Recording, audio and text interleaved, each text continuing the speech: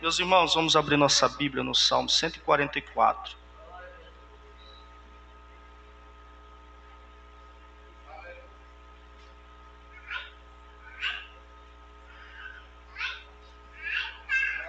Salmo de número 144, meus irmãos.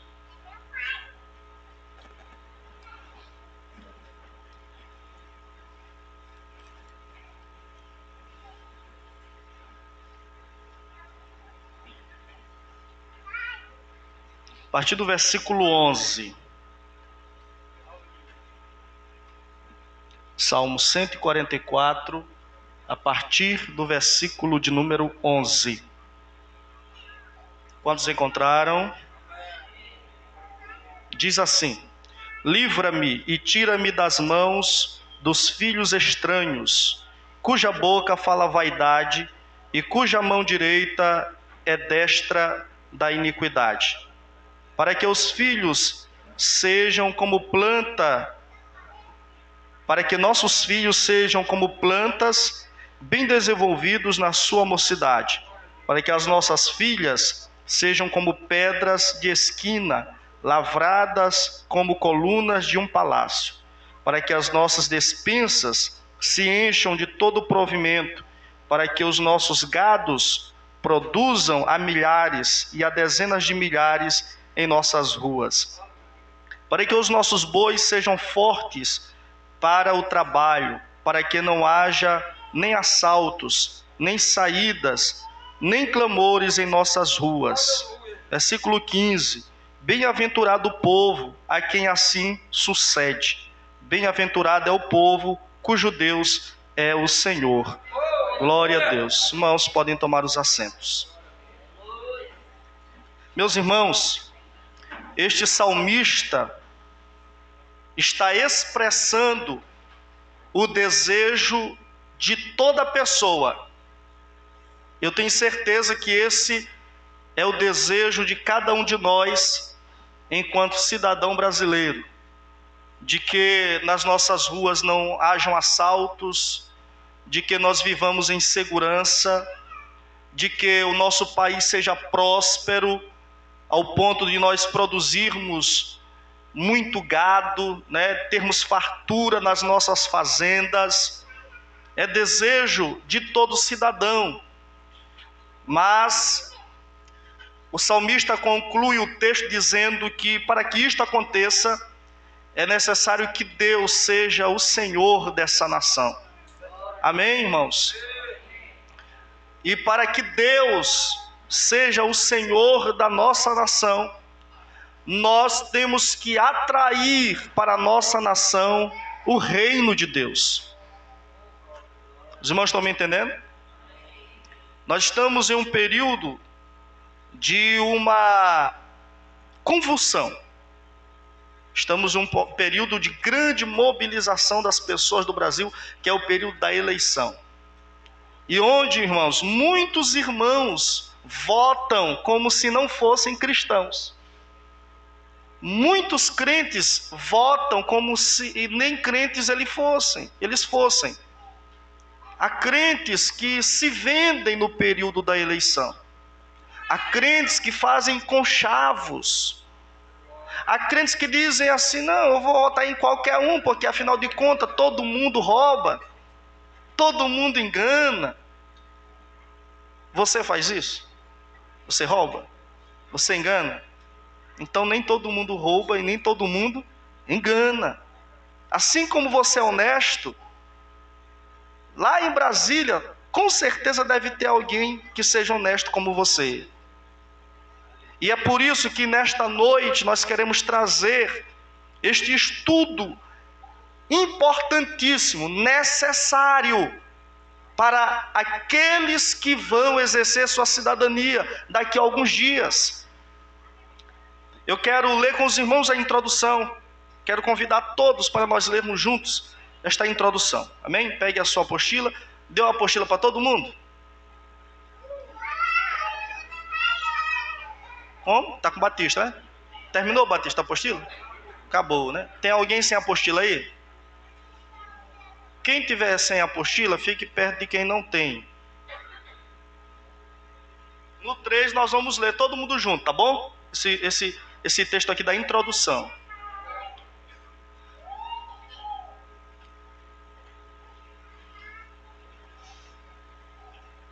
Vamos lá. 1, 2, 3.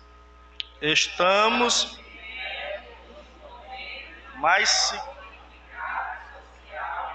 E por que não dizer espiritual também para a nossa nação? Nas eleições, o sentimento de disputa e porfia é aguçado. Rixas se acirram e muitas vezes irmãos e amigos se separam por causa de um personagem político. Este estudo tem como objetivos principais trazer equilíbrio ao povo de Deus, reafirmar as nossas convicções cristãs, trazer o entendimento de que o nosso voto tem um valor muito maior do que imaginamos e de que não podemos nos furtar da nossa responsabilidade em um momento de mudança tão importante para a nossa nação. Para isto, o nosso estudo responderá às seguintes perguntas: como funciona? Qual o papel e posicionamento dos crentes? Muito bem. Então nós vamos tentar responder essas perguntas aqui hoje, tá? Eu acho que muitos crentes, talvez até eu, algum tempo atrás, já devo ter perguntado: igreja não é lugar de se falar de política? Igreja é lugar de pregar a palavra de Deus? Por que falar de política na igreja? O que política tem a ver com igreja? Né? E talvez até haja alguém aqui que esteja até se fazendo nesse momento essa pergunta. E essa é a primeira pergunta que nós vamos responder. Irmão Fabrício, que invenção é essa de vir para o púlpito falar sobre política? Né? Primeira coisa, a primeira resposta para essa pergunta, meus irmãos, eu nem coloquei aqui, mas estou recebendo agora, tá? Por que falar de política? Primeiro, porque a Bíblia fala sobre política, né? A Bíblia fala sobre política. Então, se a Bíblia fala sobre política, é porque é algo importante que nós devemos dar atenção. Amém?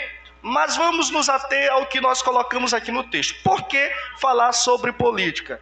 Diga comigo: porque o cristão também é cidadão.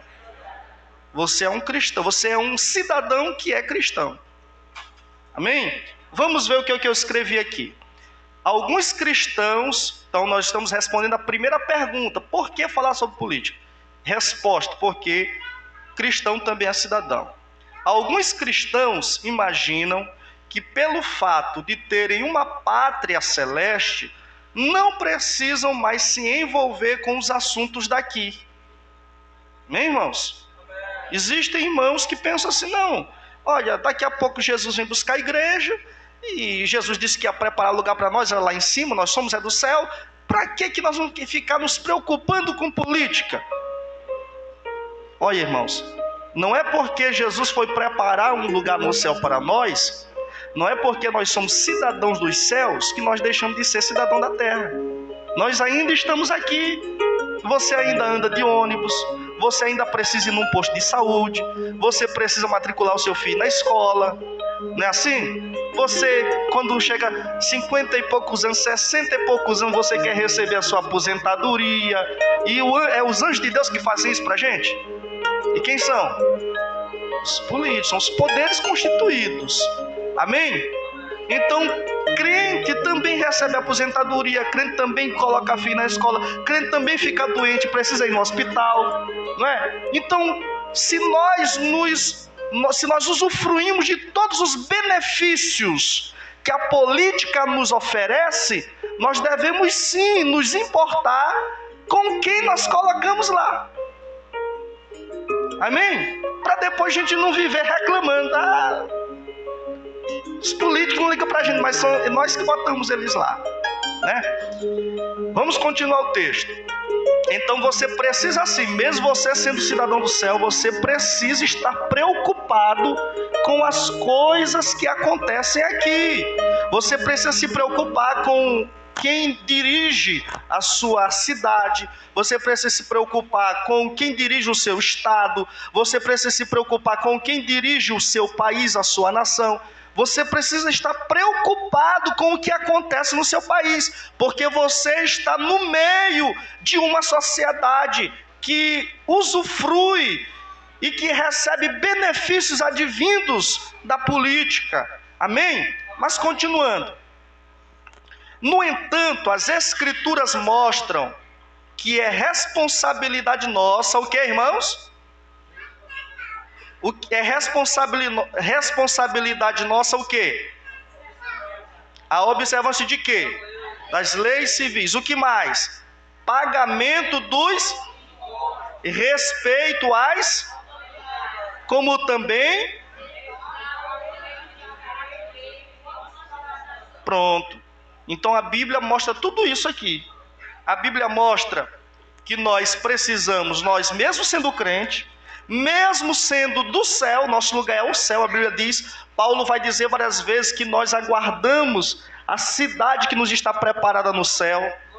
Amém? Jesus disse, eu vou preparar lugar para vocês. Então nós temos esta convicção de que a nossa pátria real, a verdadeira pátria do crente é onde? No céu.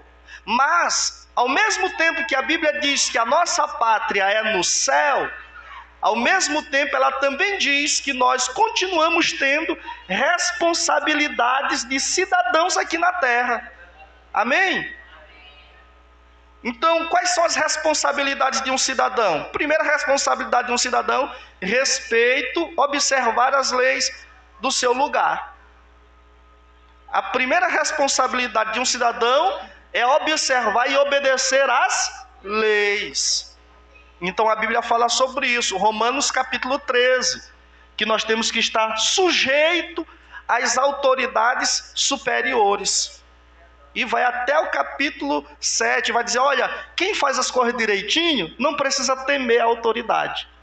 Só tem medo de polícia é quem é ladrão, quem é bandido, não é? Então tudo isso o texto está dizendo que nós temos que obedecer às leis.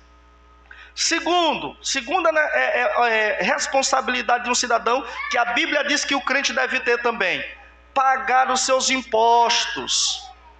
Irmão, mas eu não pago imposto, tu paga. É porque tu não percebe a hora que tu paga, mas cada alimento que tu compra, já está descontado o imposto lá. Tá bom? Já vem embutido dentro do valor do alimento. E muitas vezes é 40% do que tu consome. O imposto. Tá lá. Mas eu não vou pagar imposto. Será que é correto o crente não pagar imposto? Hein, meus irmãos? Não. O crente tem que pagar imposto. A Bíblia diz que o crente tem que pagar tributo. Aqui em tributo, tributa. É isso que diz Romanos capítulo 13. O texto também diz que outra responsabilidade do cidadão, que a Bíblia diz que o cristão tem que cumprir, é o respeito às autoridades.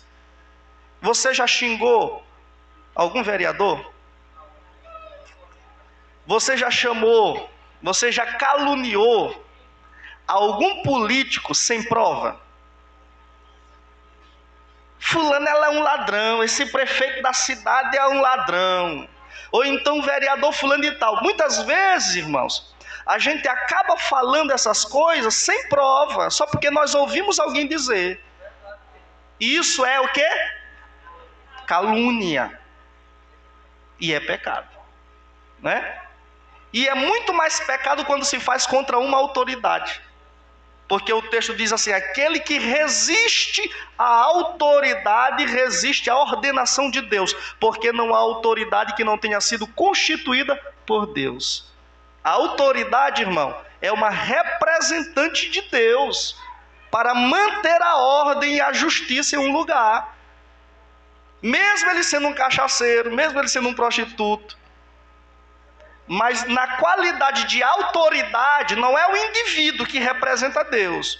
Não é a pessoa em si que representa Deus, mas o posto, o cargo que ele ocupa, que é dado por Deus. Amém?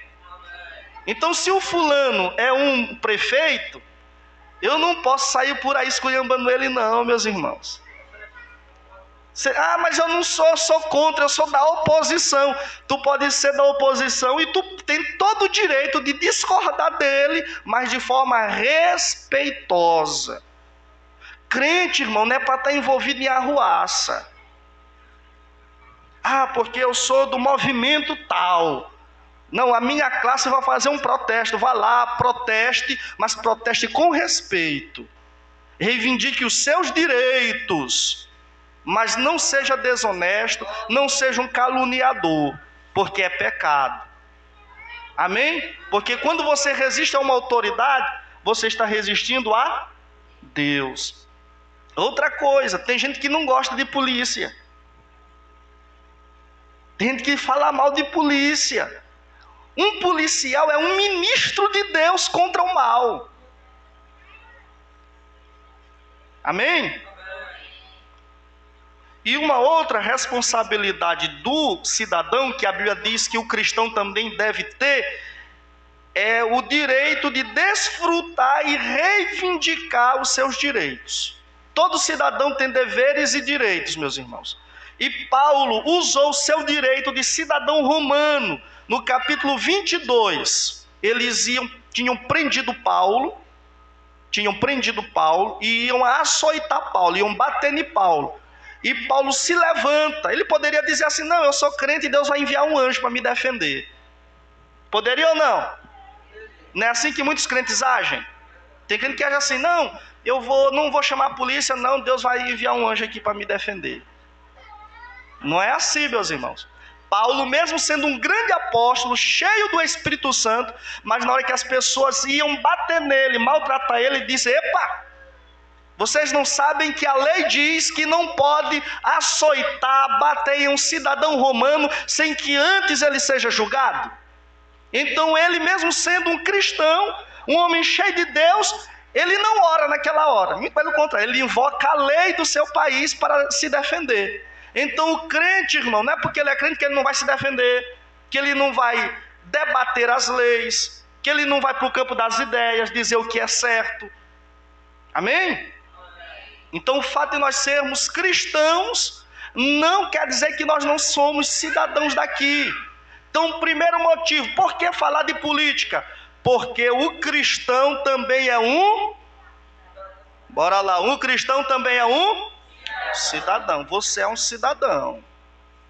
E vocês sabem qual é a maior expressão da nossa cidadania? Os irmãos sabem qual é a maior expressão da nossa cidadania? O voto. É por isso que você tem que votar. É quando você vota, você está ali, é naquele momento, lá, na hora do voto, que se protesta de verdade. Viu, meus irmãos? É na hora do voto que a gente protesta de verdade. É aquele protesto que vale. É quando você vai lá na urna e aperta os dígitos lá que você quer eleger. Não adianta passar o ano todinho se reclamando da vida. E no final das contas votar em um cidadão que não respeita Deus, que não tem temor de Deus e não tem respeito pelas pessoas. Adianta? Porque a vida está assim, o salário não aumenta, e não sei o quê, a minha classe é desprivilegiada, não tem porta de emprego, e não sei o quê, mas na hora de votar, a gente vende o voto. Não é assim?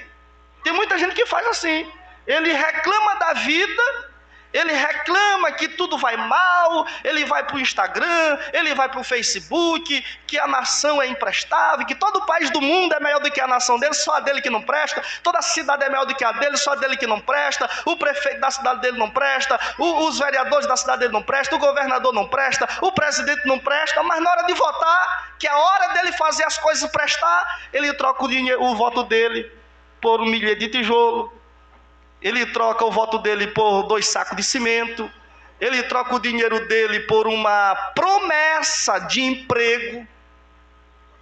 Geralmente os vereadores colocam lá os dele, mas quando chega no meio do ano, o prefeito tira tudinho e coloca quem ele quer.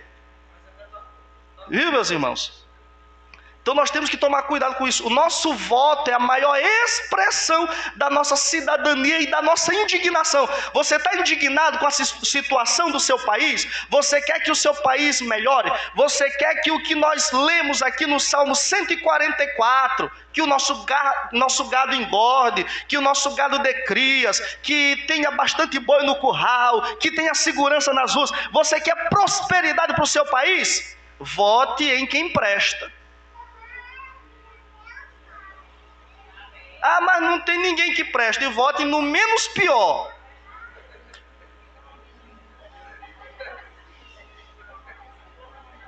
Amém ou não amém, meus irmãos? Glória a Deus. Então, por que falar de política? Porque cristão também é cidadão. Segundo motivo, por que nós devemos falar de política? Porque Deus é a fonte da boa política. Diga comigo, Deus é a fonte da boa política. Ah, irmão, e não foi o diabo que criou a política? Não. Irmão, a política, para algumas pessoas, é igual ao sexo. Tem gente que pensa que Deus criou Adão e Eva e chamou o diabo para fazer os órgãos genitais, né? Por quê? Porque eles olham para o sexo, aí eles veem a prostituição, eles veem a fornicação, tudo que o diabo inventou depois do sexo. Não. O diabo inventou a prostituição e um monte de pecado, mas o sexo no casamento quem inventou foi Deus. Então a política, é claro que o diabo está por aí colocando os dele, né? O diabo está por aí levantando políticos corruptos, mentirosos, que roubam e saqueiam a população, mas isso não quer dizer que a política é do diabo. Significa que o diabo pode estar querendo usar algo que Deus deixou. A boa política, meus irmãos, ela vem de Deus. A boa política vem de Deus. Vamos ler aqui, ó. Alguns cristãos, aqui, ó. Política significa a arte ou ciência de governar, organizar e administrar. Então, o que significa essa palavra política? A política significa a arte ou a ciência de governar, organizar e administrar. Quem governa alguma coisa aqui? Tem alguém que governa alguma coisa aqui? Meus irmãos, vocês não governam nadinha. Você governa a sua casa? Pois é. Algumas vezes você já precisou apaziguar os ânimos lá na tua casa? Alguém estava brigando por lá, deu uma contenda, e aí você chegou por lá, apaziguou as coisas, conversou, fez uma diplomacia. Você fez isso alguma vez? Você já precisou aplicar disciplina em alguém? Então você foi um político quando você fez isso. Amém? Porque política, o que é fazer política? É organizar, é administrar, é governar. Quando você governa a sua casa, quando você dirige algum departamento na igreja, quando você lidera alguma repartição, alguma equipe, algum departamento, você está exercendo a arte da política. Amém? Então política é isso. E quem foi que deixou as coisas para ser assim? Vamos ler, vamos continuar a leitura para os irmãos entenderem. A política em si não é má. Na verdade, a política boa e justa vem de Deus. Foi Deus que no jardim estabeleceu Adão para governar toda a terra. Foi Deus que levantou José como governador do Egito e Daniel como governador da Babilônia. E também foi Deus quem colocou Davi como rei em Israel. Amém, irmãos? A Bíblia não fala que José foi governador no Egito? A Bíblia não fala que Daniel foi um dos principais governadores da Babilônia? Não fala? Esses homens não eram homens de Deus? Não eram homens íntegros? E Deus não levantou eles à toa. Esses homens foram levantados para um período específico. Esses homens foram levantados para gerar uma reviravolta na sociedade onde eles estavam. E é esse tipo de mentalidade que nós temos que ter em um período eleitoral. A mentalidade que o crente tem que ter, o crente, não estou falando com o ímpio aqui, estou falando com o crente, com o servo de Deus, que tem a mente de Cristo. A mentalidade que você tem que ter nesta eleição é: eu preciso fazer algo na minha nação. Eu quero que a minha nação mude para melhor. Eu quero que os meus filhos cresçam em uma nação digna. Eu quero que os meus filhos tenham condições de viver neste país em paz. Eu não quero que os meus filhos sejam maltratados. Eu não quero que os meus filhos vivam à míngua. Você não tem filho, mas tem neto. Você quer que os seus netos um dia possam ser pessoas que possam viver bem? Você quer que os seus netos tenham uma boa educação? Você quer que os seus filhos estudem uma boa escola? Que eles tenham uma boa saúde? Então, agora é a hora de você fazer algo acontecer. Amém, meus irmãos? Essa é a mentalidade. Daniel foi levantado por Deus na Babilônia. Através de Daniel, a Babilônia foi transformada. José foi levantado como governador do Egito. E através de José, a terra não morreu de uma fome, de uma seca que se alastrou naquele tempo. Porque Deus deu sabedoria a José. E através de José, as nações foram alimentadas. É assim que nós temos que ter. Não, eu tenho que levantar através do meu voto, tenho que ajudar a levantar alguém que possa conduzir a nossa nação para dias melhores. Algumas pessoas, quando chega o período da eleição, é no período da eleição que ele vai deixar para reformar a casa dele. Não vou deixar para reformar minha casa perto da eleição, porque vai que lá no período eu consiga uma peixada lá com o vereador, que vai me conseguir, né, uma carrada de tijolo, uma carrada de areia. Não, meus irmãos, vereador não é para isso. Isso é venda de voto, isso é corrupção. E não adianta a gente ir para as redes sociais falar que fulano é corrupto, fulano roubou, fulano é ladrão, se na hora de votar a gente vende nosso voto, nós também estamos sendo corruptos. Crente não vende voto, mesmo sendo crente, né? Quem não é crente não é para vender, e muito mais o crente. Viu? Irmão, um dia eu vendi o voto. Se você já vendeu seu voto alguma vez, irmão, não fique envergonhado. Essa palavra hoje aqui é para a gente refletir e não fazer mais. Amém? Então essa mentalidade que nós temos que ter. Deus é a fonte da boa política. Deus é a fonte da boa política, porque Ele levantou Adão para governar. Ele levantou José, Ele levantou Daniel, Ele levantou Davi. Além disto, além desses homens que Deus levantou, a Bíblia nos mostra várias referências bíblicas que mostram que os governos são confirmados pela vontade do Senhor. Amém, irmãos? Os governos são o quê? Confirmados pela vontade do... E observe que eu não estou dizendo que é Deus que coloca o cara lá. Porque tem crente que na hora do voto diz, não, eu vou votar em qualquer um, e na hora Deus vê aí quem é que Ele vai eleger. Não é Deus que elege candidato não, meus irmãos. Quem elege somos nós. Não, Deus bota quem Ele quer. Deus, o nosso país é uma democracia, aonde quem elege é o povo. Deus não tem compromisso com isso não. Agora é o seguinte, depois do povo botar o cara lá, Deus carimba, Deus assina embaixo. E aí tu não pode mais se levantar contra ele, porque agora ele é um representante de Deus. Então o povo vota e Deus confirma com a sua vontade. É igual o casamento. Deus não escolhe mulher para ser ninguém. Mas depois de tu casar, Deus carimba. E aí não pode mais separar. Amém? Vamos ler os textos bíblicos que estão aqui. Provérbios 8:15. Quem não tem apostila, consulte na Bíblia. Provérbios 8:15. Quem tem apostila está bem aí. Vamos ler 8:15 e o versículo 16. 1, 2, 3. Por mim...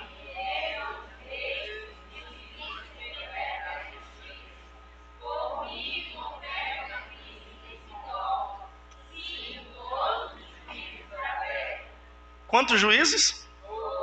É só os juízes bons? São todos. Então não é só o político que tu gosta que Deus confirma. Até os maus. Depois do povo botar lá, Deus carimba embaixo. Porque Deus respeita a nossa vontade. Amém? E Deus vai dizer, olha, é através de mim que os reis reinam. É através de mim que os príncipes decretam a justiça. É através de mim que os juízes exercem a justiça. É através de mim. Ou seja, Deus está dizendo assim, olha, quando eles fazem alguma coisa, eu confirmo. Ou seja, Deus está dizendo assim, olha, eu permito que eles reinem. Eu permito que eles governem. Eu assino embaixo a autoridade que eles têm. Porque a autoridade vem de... Lá em Romanos nós vamos ler já já. Tá? Hoje nós não temos mais reis. No Brasil nós já tivemos 2 reis, né? Tivemos Dom Pedro I e Dom Pedro II. Na verdade não eram nem reis, eram imperadores. Hoje nós já temos presidente da República. Hoje continuam juízes. Mas em vez de príncipes, nós temos deputados, senadores. Né? É apenas uma troca de nome, mas o significado é a mesma coisa. Tá bom? Então, se nós fôssemos trocar as palavras aqui, poderia dizer assim, olha, por mim o presidente da República governa a nação. Através de Deus. Aí fica a gente dizendo assim, crente sem entendimento. Esse Bolsonaro que está aí é um anticristo. Irmão, você ao menos sabe quem é o anticristo? O que é a palavra anticristo? O que significa? Irmão, nós não podemos falar bobagem. Nós não podemos nos levantar de uma forma como essa contra uma pessoa que está investida de autoridade. Tem um texto bíblico que diz assim, que nós não podemos blasfemar contra o Senhor e nem contra a autoridade do nosso povo. Nós não podemos blasfemar contra o Senhor e nem contra o governante da nossa nação, para ser mais preciso. Seja ele quem for. Seja ele quem for. Pode ser Bolsonaro. Vamos dizer que Lula ganhe. Já pensou na possibilidade de Lula ganhar? Os que são do lado de Bolsonaro? Se Lula ganhar, os que são bolsonaristas, será que vão orar por Lula? Será que vão amar Lula? Será que vão querer respeitar Lula? Tem que respeitar. Viu, meus irmãos? Tem que honrar. Se ele chegar, a gente tem que se levantar, ainda bater continência para ele. Viu? Porque nós somos crentes e o crente é inteligente, o crente é sábio, o crente é ético. Amém? Vamos ler Romanos 13, versículo 1 em diante. 1, 2, 3.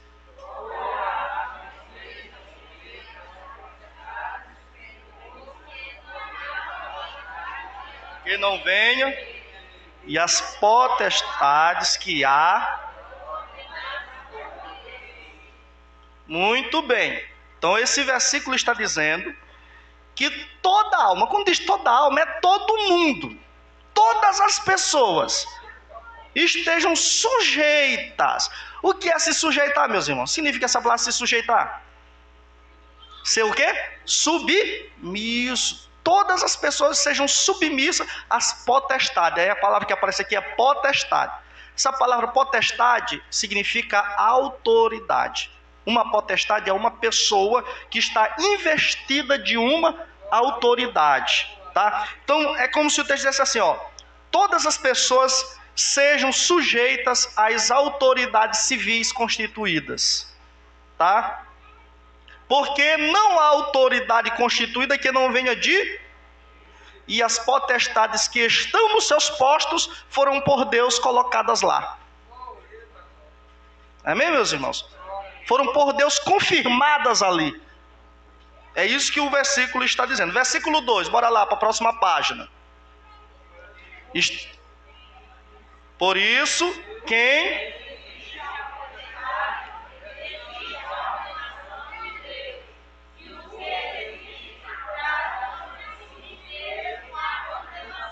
Muito bem.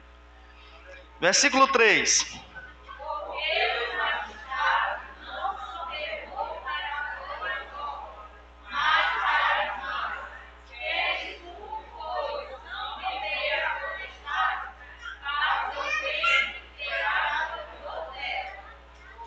Porque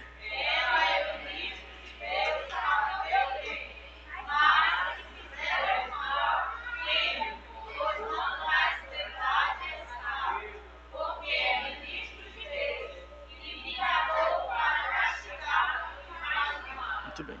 Vocês perceberam aqui que a Bíblia está dizendo que um governante é um ministro de Deus. Uma autoridade constituída é um ministro de Deus. A palavra ministro significa servo. O prefeito é um ministro de Deus. Mesmo no final de semana ele enchendo a cara de cachaça. Mesmo ele vivendo em adultério. Ele é um ministro de Deus. Na posição de autoridade que ele está, ele é um ministro de Deus. Depois que ele sair dessa posição, ele deixa de ser um ministro de Deus. E quem entrar no lugar dele passa a ocupar essa posição de ministro de Deus.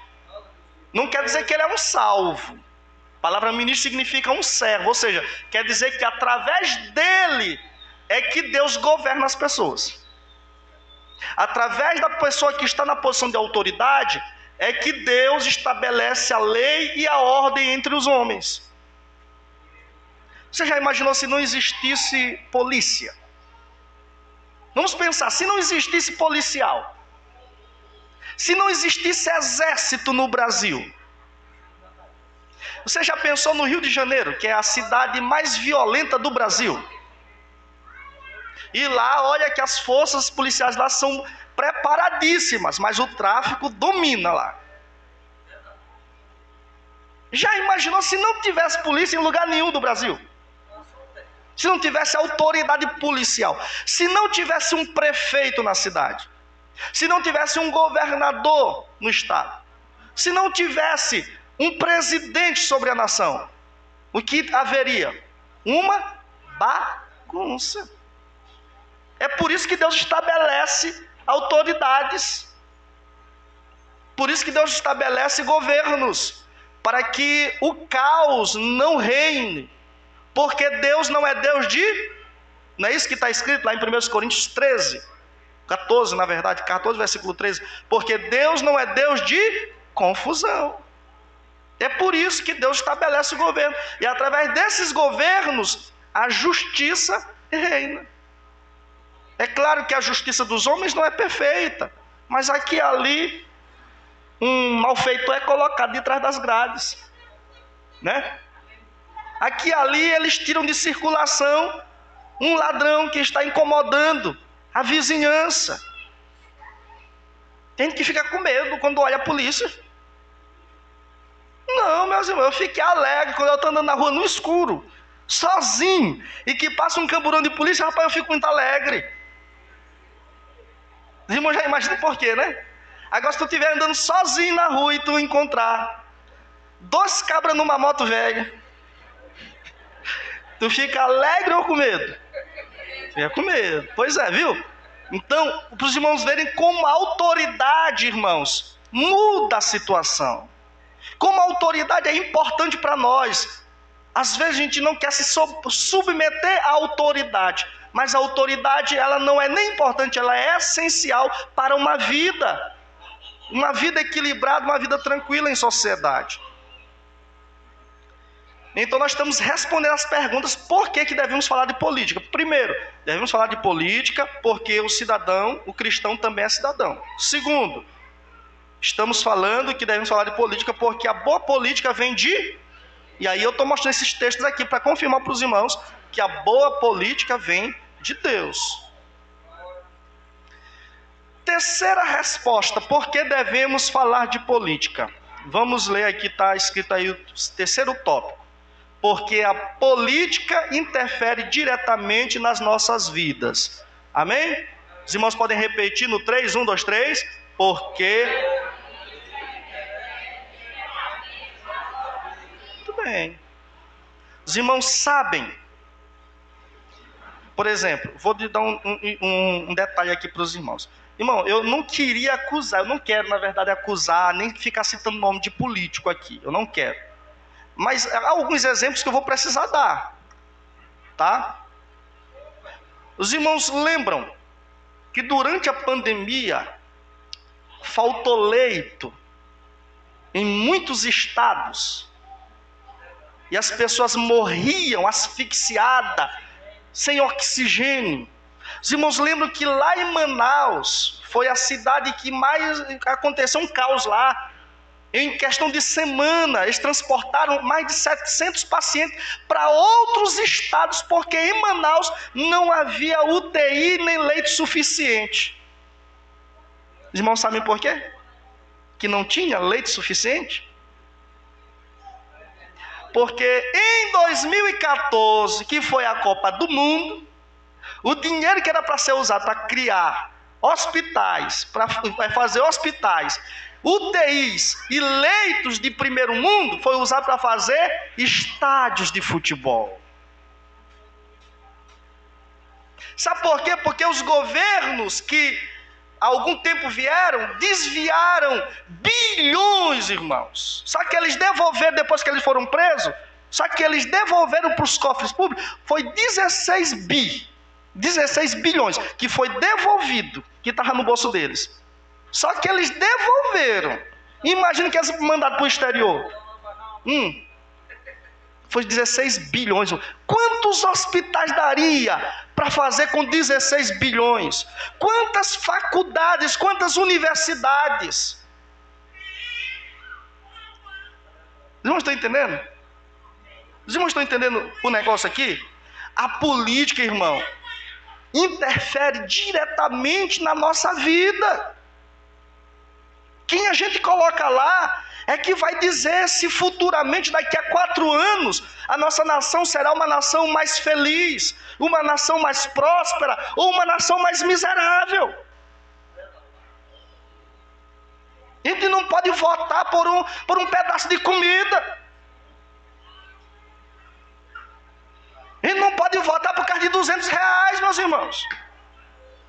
E o teu filho, que vier depois de ti, será que ele vai ter uma escola para estudar?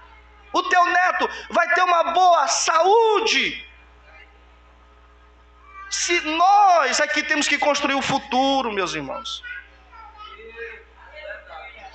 O povo é hoje fruto das decisões que ele tomou no passado. Os irmãos estão entendendo o mistério aqui? O negócio é mais embaixo. Olha, vamos ler Provérbios 29, versículo 2. Está aí na apostila. 1, 2, 3.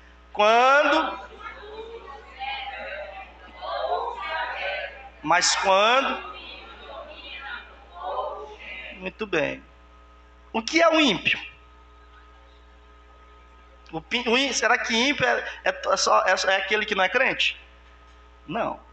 O ímpio é uma pessoa má, que pratica impiedade. Viu, irmão? Então o texto está dizendo assim, quando um político justo, não está dizendo quando um político salvo, quando um político crente, não precisa ser crente para a gente votar, basta ser uma pessoa decente, honesta, justa. E a gente sabe, irmão, a gente se identifica, a gente percebe quando a pessoa está falando com propriedade, quando ele está falando com sinceridade. Tá? Olha o histórico da pessoa. Hoje, político nenhum pode se esconder, meus irmãos. Com rede social, com Instagram, com TikTok, com YouTube. Político nenhum se esconde do povo.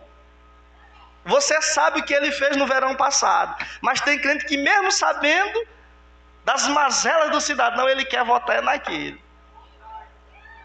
Hein? À vontade? Bondade.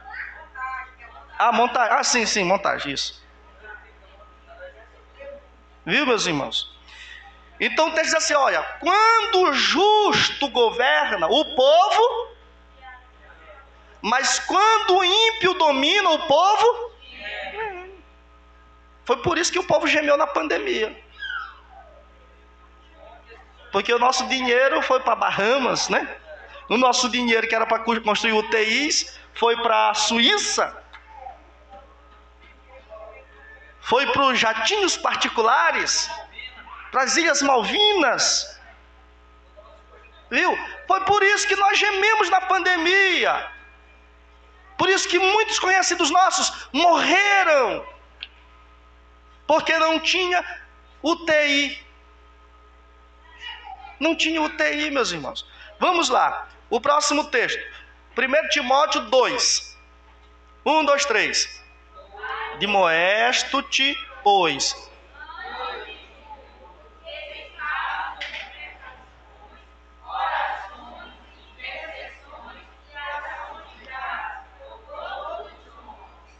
pelos...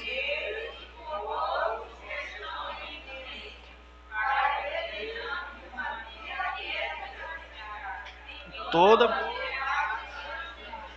Então é que Paulo está dizendo aqui, ó. Imagine que você quer contar alguma coisa. Imagine que eu quero contar alguma coisa para Cícero. Eu dizer, Cícero, eu tenho uma coisa para me te contar. Mas antes de tudo, eu quero te dizer isto. Por que que eu disse... Por que que eu tenho uma coisa para contar para Cícero? Mas antes de contar o que eu tenho para Cícero, eu disse outra coisa antes de tudo. Por quê, meus irmãos? O que significa esse antes de tudo? Por que que eu tenho que dizer antes? Por que que Paulo disse aqui antes de tudo, Timóteo? Porque o que Paulo tinha para dizer para Timóteo era importante e urgente. Olha, Timóteo, tem muitos conselhos para me te dar. Mas antes de eu te dar esses conselhos, eu quero logo te falar que é necessário que os homens façam súplicas, deprecações, orações, intercessões e ação de graças por todos os homens, pelos reis e por aqueles que se acham em eminência. Amém? Aí ele diz, por que que é tão urgente nós orarmos pelos reis, pelos que se acham em eminência? Por quê que é tão necessário? Olhe para o texto aí e me diga, por que que é tão necessário, por que que Paulo está dizendo que é tão urgente que se faça deprecações, intercessões, orações, ação de graça por esses homens? Pronto. Paulo está dizendo assim, olha Timóteo, ensina a igreja a orar pelas autoridades. Ensina os crentes a orar pelos reis e por todas as autoridades que se encontram em eminência, pelo vereador. Quem tem costume de orar por algum vereador aqui? Prefeito. Os irmãos oram pelo prefeito, pelo presidente. Muito bem. Então vocês são uma igreja bem amadurecida. Então não precisa dizer muita coisa sobre isso. Aí o texto diz assim, Paulo está dizendo assim, olha Timóteo, vocês devem fazer isso, vocês devem orar para que nós tenhamos uma vida quieta e sossegada. Paulo tinha consciência de que se os políticos governassem bem, isso ia interferir para o bem deles mesmos, para o bem-estar da igreja. Paulo poderia dizer assim, Timóteo, ora, manda a igreja orar para que Deus nos dê uma vida quieta e sossegada. Mas ele diz que é para orar pelas autoridades, para que através das autoridades nós tenhamos uma vida quieta e sossegada. Entendeu? Pro ladrão. Aí no texto, nos versículos a seguir, que nós não colocamos aqui, viu meus irmãos? Nos versículos a seguir, o texto vai dizer que Deus quer que todos os homens se salvem e que todos cheguem ao pleno conhecimento da verdade. Então, os dois motivos pelo qual nós devemos orar pelas autoridades, porque através deles nós podemos ter uma vida quieta e sossegada, e segundo, porque Deus quer salvar eles. Tem algum político que você não gosta? Ore por ele. Tem algum político que já que está causando males à nossa nação? A nossa maior arma contra eles é a oração. Amém? Só que a arma da oração não mata, não destrói, transforma. Viu, meus irmãos? Devemos orar por eles. Então, mas o cerne da questão aqui é que o propósito pelo qual Paulo está dizendo que é para orar é para que nós tenhamos. Paulo está preocupado, na verdade, com a igreja. Ore por eles, para que Deus dê sabedoria para eles governarem, porque se eles governarem bem, nós que seremos beneficiados, meus irmãos. Já pensou, irmão, um governo que vai dar trabalho para a igreja? Já pensou um governo que vai perseguir a igreja? E o interessante é que esse governo aqui, que Paulo está dizendo para orar, é o governo de Nero César. E foi Nero que mandou matar Paulo. Matava crente todo dia esse cabra aqui, ó, esse rei aqui que ele manda que é para orar. Matava crente todo dia. E Paulo está dizendo, ore por ele. Ore por ele. Então, a política interfere na nossa vida. Amém? A política interfere na nossa vida, irmãos. É por isso que às vezes a gente vai no hospital, não tem um médico. Por causa dos maus políticos. É por isso que a gente passa sufoco para chegar em São Luís. Porque eles já poderiam ter construído uma ponte há muito tempo. Eles não querem construir, porque existe a máfia por trás. Viu? Porque os políticos que nós elegemos até agora só pensaram em si mesmos. Os políticos que vieram até agora não se preocuparam com as necessidades do povo. Então, de algum modo, quem está sendo prejudicado com os políticos que estão lá, que nós mesmos colocamos, somos nós. Vou fazer uma pergunta para você aqui, seja sincero comigo. Você lembra quem foi o deputado federal que tu votou? Quem lembra, levanta a mão. Ó, pouquíssimos irmãos, ó. Pouquíssimos irmãos. Votou em quem, Benjamin? Irmão, vota. Deputado federal. Você lembra do deputado federal que vocês votaram? Lembram? Porque o vereador é mais fácil de lembrar, né? Agora, deputado federal, a gente quase nem liga, né? Senador. Você lembra quem foi o senador que você votou? Quem lembra? Benjamin lembra. A irmã ali lembra. Os irmãos perceberam como a maioria não lembra? Por quê? Porque política é algo que a gente nem... A maioria não se preocupa, né? Eu digo nós, viu? Se nós nos preocupássemos com a política, a gente lembraria, a gente estaria atento. Se aquele candidato que nós votamos está sendo um bom governante, está sendo um bom deputado, se ele não está, a gente ficaria antenado se ele não está aprovando leis contra o evangelho, contra a igreja. Olha, aquele ali está votando a favor de casamento homossexual, mas aquele ali foi o político que eu votei. Aí já ficaria, ó, na próxima eu não voto mais nele. Ah, não é aquele ali que está votando contra os aposentados? Não voto mais nele. Votei, mas não voto mais. A gente quase não se preocupa, porque a gente acha que quem está lá em Brasília não interfere em nada aqui. E muitas vezes, meus irmãos, o que eles fazem lá reflete muito mais em nós do que o vereador da nossa cidade, que o vereador da nossa cidade quase não faz nada. Viu, meus irmãos? Quase não interfere em nada. São eles lá. E eu lembro aqui um tempo que a irmã Val aqui estava numa mobilização, né, com a classe dela, que é dos... Como é que chama? Agente de saúde, né? Tiveram que ir para Brasília.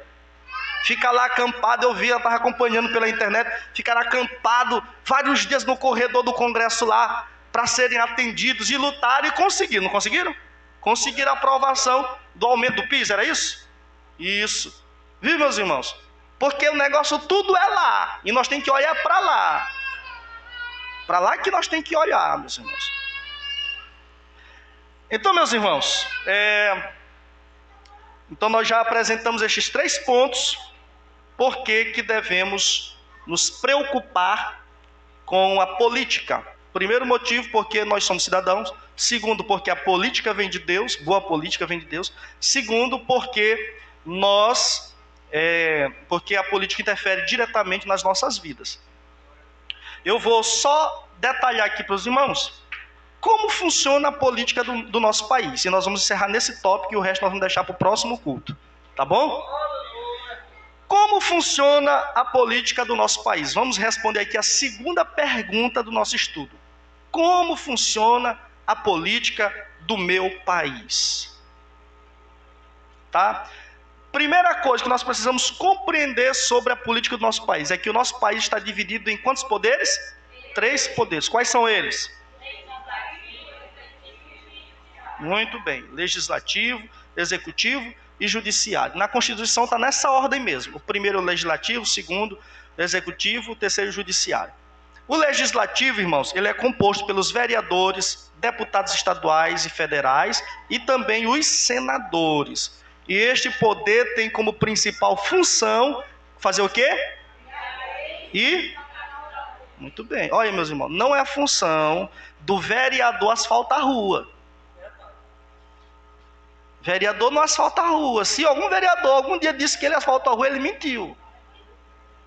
é o prefeito que faz isso, ou então o governador ou o governo federal. O que ele pode ter feito é ter ido lá, apresentar o projeto para o vereador, para o prefeito, e o prefeito decidiu. Viu? Ó, irmão, não é função de vereador ficar dando cesta básica para ninguém. Todo o dinheiro é federal. Viu, meus irmãos? Ó, não é função do vereador ficar dando cesta básica para ninguém. Ele pode até fazer isso por uma boa vontade, mas não é função dele, não. A função do vereador, dos deputados e dos senadores é o quê? Criar e fiscalizar o governo. Será que os nossos vereadores fiscalizam direitinho? Será que os deputados e senadores fiscalizam direitinho? Mas, meus irmãos, olha, quando você vota no candidato, você é dono daquele candidato. Se tu votou num candidato e ele não está exercendo o papel dele, o que é que tu tem que fazer? Não é cobrar, meus irmãos. Não ganhou, né?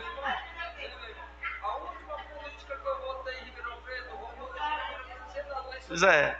Viu? Então, qual é a função deles, meus irmãos? É o quê? Criar leis e fiscalizar o governo. Viu? Depois, o legislativo, a palavra legislativo vem de legislar, que significa criar leis. Amém? Por isso que é legislativo. Depois do legislativo, nós temos o quê? O executivo, que é formado por quem? Prefeito, os quais têm a responsabilidade de quê?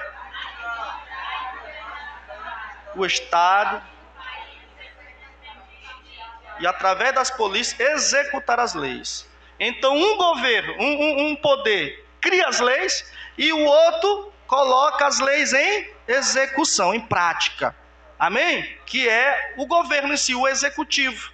Tá certo, meus irmãos? Então às vezes a gente fica cobrando as pessoas erradas. Quando a gente não entende política, a gente cobra quem não é para cobrar. E quem é para cobrar, a gente não cobra.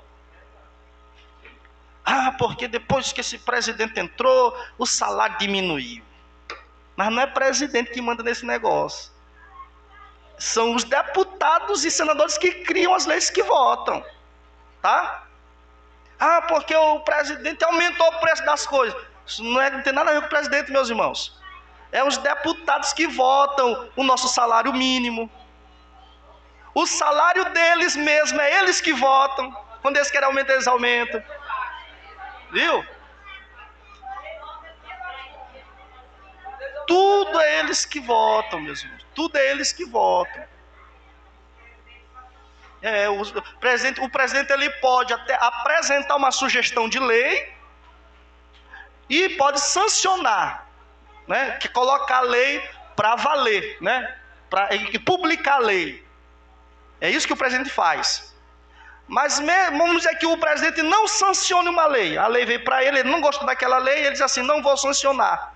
Aí essa lei volta para lá, para os deputados e para os senadores. E os senadores e deputados têm o poder de se juntar e jogar embaixo o veto do presidente. Viu? Porque no final das contas, quem tem a última palavra é o legislativo. E às vezes, quando a gente não entende esse processo, a gente cobra quem não é para cobrar. Viu? Aí a gente quer que o deputado faça uma ponte, quando é o presidente ou o governador que tem que fazer. E a gente quer que o presidente aumente nosso salário, quando é o deputado que tem que fazer isso. Irmãos, estão entendendo?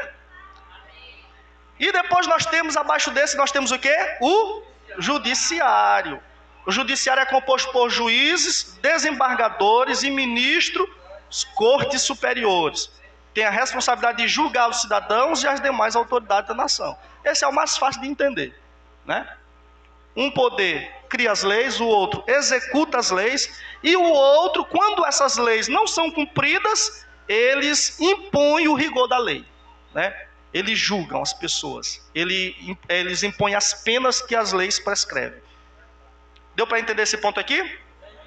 Ok, irmão Fabrício, e aí, como é que acontece a eleição? Vamos aqui, ó, ideologias, partidos e o voto proporcional. Isso aqui é uma coisa interessante que nós temos que falar. Você já prestou atenção que quando chega, por exemplo, eleição para vereador, para deputado, tem gente que se elege, que ganhou menos voto, e tu conhece um que ganhou muito voto e não se elegeu? Já viu isso? E por que que isso acontece? A gente se pergunta, por que que isso acontece? Nós vamos aprender isso aqui, tá? Vamos aprender isso aqui agora. A política brasileira é pluripartidária. Você sabe dizer essa palavra? Bora lá, 1, 2, 3. Isso. Isto é, existem vários partidos que podem ser, esses partidos podem ser de direita, centro ou de esquerda. Aí agora nós vamos ver lá na última folha, tá? Acho que os irmãos já verificaram por lá, não já? Essa divisão de direita, centro e de esquerda. Os partidos podem ser de direita, de centro e de esquerda. O que significa isso? Centro, direita e esquerda. São as ideologias, é o tipo de pensamento do partido. É aquilo que o partido prega, é aquilo que o partido ensina. São as ideias do partido. De acordo com a ideia do partido, a gente classifica o partido em direita, esquerda ou centro. Vamos começar da esquerda para a direita, tá? Os partidos que são de esquerda, eles têm 3 tipos de pensamento principais. Eu quis aqui resumir para caber, para não ficar uma coisa assim muito misturada, tá? Os partidos de esquerda, eles são liberais nos costumes. Diga comigo, liberais nos costumes. O que significa ser liberal nos costumes? O que os irmãos imaginam? O que é uma pessoa liberal nos costumes? Que pode tudo. Ele não está preocupado com família, com tradição, com moral, com ética. Ele está preocupado com isso. Então os partidos de esquerda são caracterizados por isso. Então quando você vê, por exemplo, alguma lei sendo aprovada, foi aprovada uma lei agora de que homem pode casar com homem. Isso é a ideia de partido de esquerda. Foi aprovado agora que a droga está liberada. Foi o presidente, não foi o presidente não. Não foi o presidente não, foram os deputados e senadores de esquerda, porque eles que fazem as leis, tá? Por isso que talvez é mais importante você decidir quem vai ser o teu deputado e o teu senador do que quem vai ser o teu presidente. Viu, meus irmãos? Porque até o presidente tem que obedecer às leis que os deputados e senadores fazem. Então, nós já sabemos que os partidos de esquerda são o quê? Nem quê? Nos costumes. Liberal nos costumes.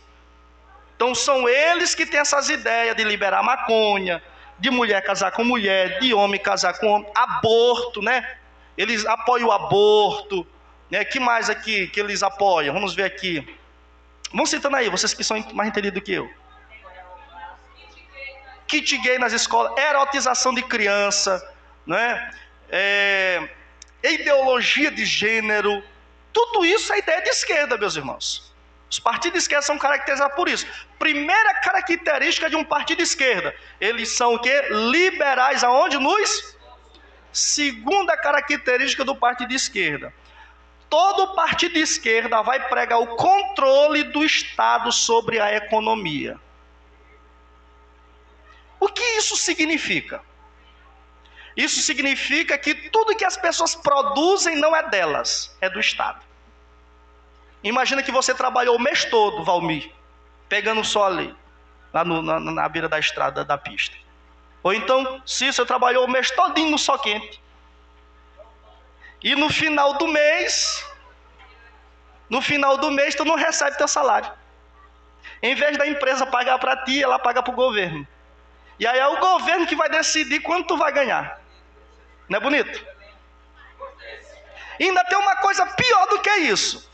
Que os partidos que são de esquerda, e aqui nós colocamos socialista e comunismo, essa palavra comunismo vem da palavra comuna, tá? Que significa igual, certo? Então os partidos de esquerda pregam a ideia do comunismo, ou seja, todo mundo tem que ganhar o mesmo tanto de dinheiro. Tipo assim, Uma pessoa que estudou 20 anos vai ganhar o mesmo tanto daquele que não estudou nada. Uma pessoa que trabalhou um mês todinho vai ganhar o mesmo tanto daquele que trabalhou um dia. É isso que o partido de esquerda ensina. Porque para o partido de esquerda, as pessoas daquela nação não têm direito a nada. Tudo é o governo que controla. Por exemplo, se nós tivéssemos num regime comunista, você não teria direito de comprar um terreno. Porque todas as terras são do governo. Você não teria direito de comprar uma cabeça de gado, porque todo gado é do... Você não teria direito de abrir uma loja, porque tudo que se produz no país ou que se vende pertence ao... No final das contas, todos os cidadãos são funcionários do governo. E todos os países que deram abertura para o comunismo e o socialismo se instalar, estão caindo em desgraça. Exemplo, Venezuela. Venezuela é o local onde tem mais petróleo no mundo. É Venezuela. Segundo país, a Argentina. Você sabia que a Argentina já foi o país mais rico da América Latina?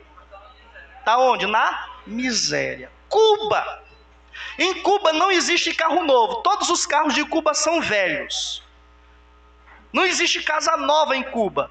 Porque as pessoas não têm a oportunidade de progredir financeiramente. Porque tudo é do... Você quer isso para o Brasil? Quem quer isso para o Brasil? Levante a mão e dá uma glória a Deus. Não querem, né?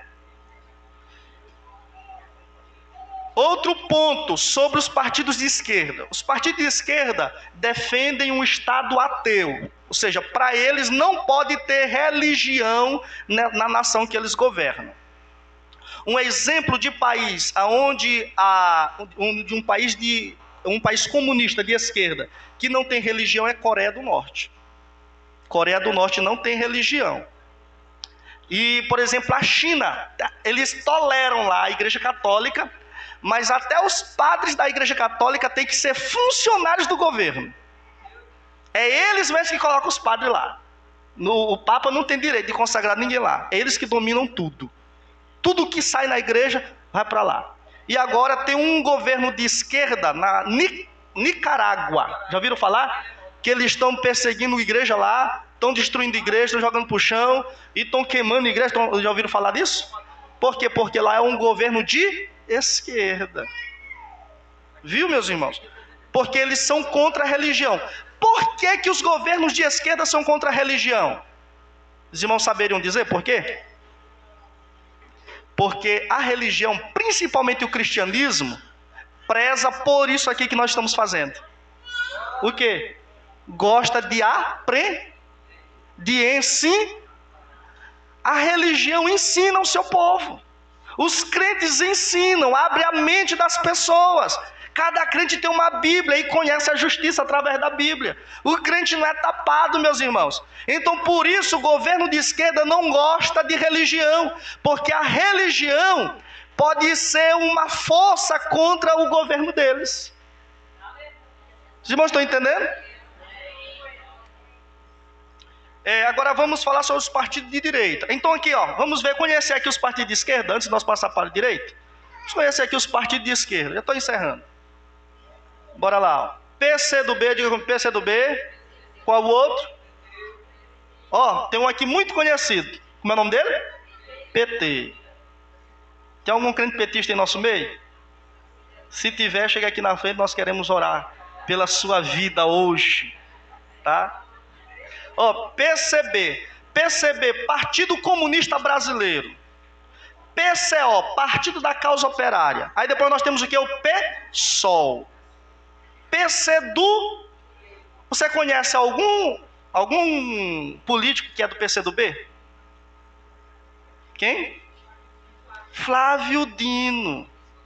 Comunistazão. E muitos de nós votamos nele, né?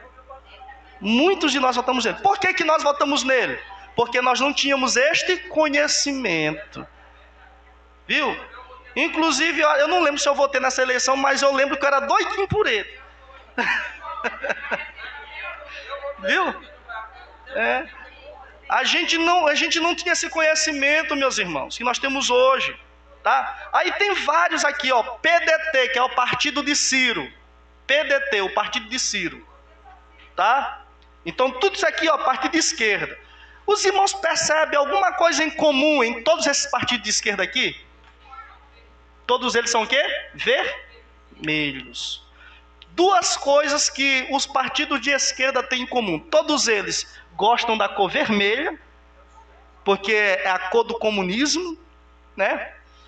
E segunda coisa, todos eles aparecem querendo arrogar para si alguma causa das pessoas mais pobres. Dizem que eles lutam pelas causas dos trabalhadores, dizem que eles lutam pelas minorias, pelos homossexuais, viu? Então eles sempre querem colocar na conta deles as coisas boas, mas no final das contas são lobos em pele de ovelha, tá? Então os partidos de esquerda, isso aqui não é invenção minha, meus irmãos. Isso aqui você vai no Google, na Wikipedia, tá? E pesquise lá o que significa a esquerda política. Pesquise, vai estar tudo isso lá, tá bom? Ó, partidos de direita, vamos lá. Partido de direita, depois nós vamos para o centro. Ó, enquanto que a esquerda é liberal nos costumes, a direita é o quê? Isso. Conservador nos costumes. O partido de direita vai ser a favor do casamento entre homem e mulher. Ele vai ser contra esse negócio de homossexual se casar. Vai ser a favor da família tradicional, contra o aborto, né, contra as drogas, o partido de direita, tá? Segundo ponto, são liberais na economia, ou seja, eles pregam o capitalismo. Enquanto que o partido de esquerda, ele é socialista, é comunista, ele prega o controle do Estado sobre aquilo que é produzido, o partido de direita, ele dá liberdade para o cidadão crescer. Entendeu? Ele dá liberdade para o cidadão se desenvolver. Se tu comprou uma cabeça de gado, aquela cabeça de gado é tua. E uma das marcas dos partidos de direita é que os partidos de direita, quando eles assumem algum governo, uma das primeiras coisas que eles fazem é cortar impostos. Eles cortam os impostos, porque o imposto tira mais da metade do nosso salário. Viu, meus irmãos? Então, o partido de direita, ele é caracterizado por isso, porque ele dá liberdade para as pessoas crescerem e se desenvolverem também. E, em terceiro lugar, o partido de direita, ele defende o Estado laico. Ou seja, ele não persegue religião, ele não tem uma religião específica, mas ele dá liberdade que cada um tenha a religião que quer. Ele não persegue religião. E aqui nós temos vários partidos, tá? Que são conhecidos nossos, tá? Tem Progressista, Novo, né? E vários outros aqui, PSL, PL, Democracia Cristã. Geralmente partidos cristãos vão ser de direita, tá? Partidos cristãos geralmente vão ser de direita. E bem no meio da corda nós temos quem? Centro. O centro defende o pragmatismo. O que é o pragmatismo? Os irmãos já ouviram falar, sabe o que é pragmatismo? É alguma coisa que é prático. Pragmatismo é algo que é prático. Então o partido de centro, ele vai dizer assim, eu não sou nem de direita e nem de esquerda. O que for melhor, isso eu pego para mim. Entendeu? O que der mais certo, a gente implanta. Vocês entenderam? Então ele vai defender causa de esquerda, vai defender o causa de direita, mas no final das contas, a maioria deles vai para onde oferece mais dinheiro. Tá bom? Deu para entender essa diferença aqui, meus irmãos? Quando você for votar, você vai votar num partido de esquerda ou num partido de direita? Muito bem. É arriscado votar em partido de centro. Tá? É arriscado. Irmão, mas todo mundo... Olha, irmão, isso é perigoso. Você não pode ser neutro. Porque quando você é neutro, eu não vou decidir, você permite que alguém decida por você. Quando você não vota, você permite que outra pessoa que votou decida por você. Então depois você não vai poder reivindicar os seus direitos, porque tu não votou, né? Importante. Então, deixa eu ver aqui. Cadê? Irmão, não vai mais dar tempo de nós continuarmos, tá bom? no próximo estudo, eu vou continuar dessa parte aqui, sobre o voto proporcional. Vamos falar sobre o voto proporcional, tá? E como que acontece a eleição dos deputados, por que que tem vereadores, por que que tem deputado que a gente não votou e está lá. Olha para cá, ó. Lá em Brasília, tem 513 deputados que nós sustentamos. O salário deles, em média, é 30, 35 mil, só isso. Fora um monte de auxílio que eles recebem. Somos nós que sustentamos. Surge uma pesquisa agora, parece que do Brasil Paralelo, que disse o seguinte, que desses 513 deputados, apenas 5% foram eleitos pelo voto das pessoas. Muitos que estão lá foram arrastados pelo voto de outros candidatos, que a gente não votou nele, mas foi arrastado para lá. E aí, no próximo estudo, nós vamos entender por que que isso acontece, como esse negócio. Tá bom? E eu quero que todos vocês estejam aqui. Amém, meus irmãos? Vamos ficar de pé, vamos fazer uma oração, vamos agradecer ao Senhor.